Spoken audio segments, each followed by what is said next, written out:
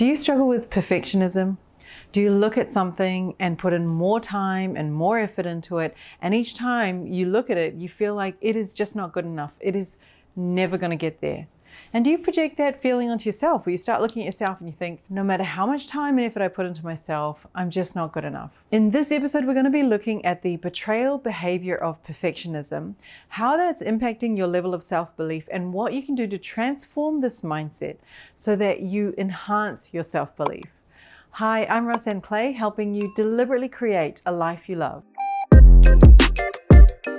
The betrayal behavior of perfectionism stems from a mindset of comparison. So you're comparing what is perfect to what is less than perfect.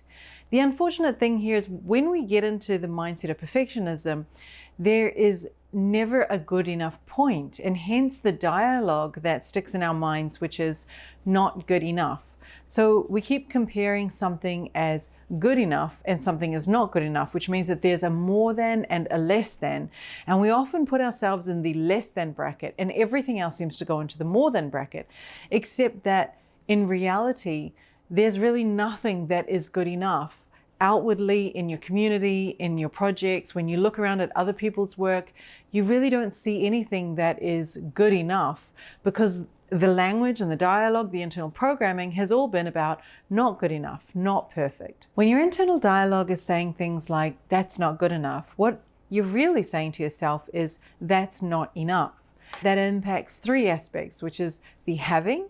So I don't have enough money, I don't have enough friends, I don't have enough support. Then there's the doing. So I don't take enough holidays, I don't exercise enough, I'm not helping enough, I'm not getting enough support from people. And then there's the core of it all, the root of this whole dialogue of not enough, which is the being. So I am not enough, I am not good enough, and I am not worthy enough. Now, if the dialogue is about not enough, then there can really never be enough self-belief.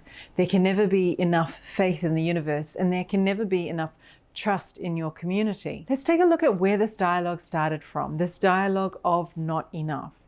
Most likely it started in your childhood, where your parents and caregivers were lacking in physical resources. So either in support, in money, in time. But what that did to you internally was made you feel like there was not enough love to be given around, not enough love for you. And although there's an infinite abundance of love, and being born into this world, you would have known already that there was infinite love available for you anytime, and there always is. When you're surrounded by this environment, this mentality of not enough, you begin to shut off your awareness of the infinite possibility of love, and you begin to believe and program your mindset into a feeling of there's not enough love.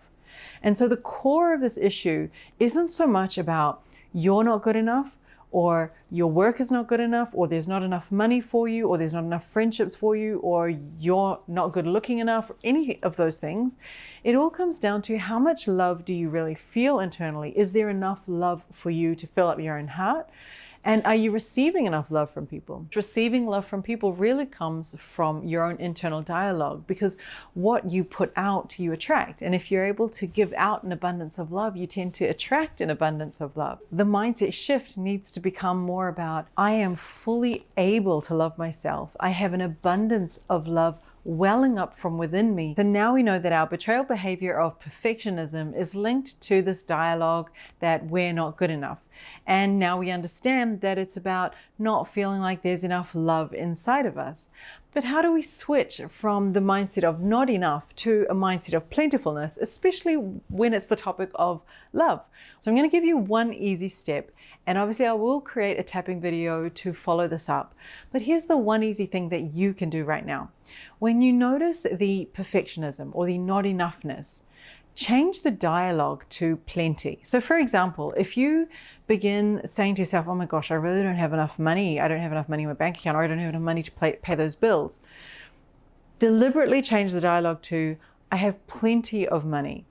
And focus on what you do have plenty of money for. So you can say, I have plenty of money to pay that bill, and I have plenty of money to pay those things over there, and I have plenty of money to go shopping for this. Another example is when you're putting so much effort into a project and you've been looking at it for days saying, it is just not good enough, it really isn't there, and you've got that perfectionist mindset.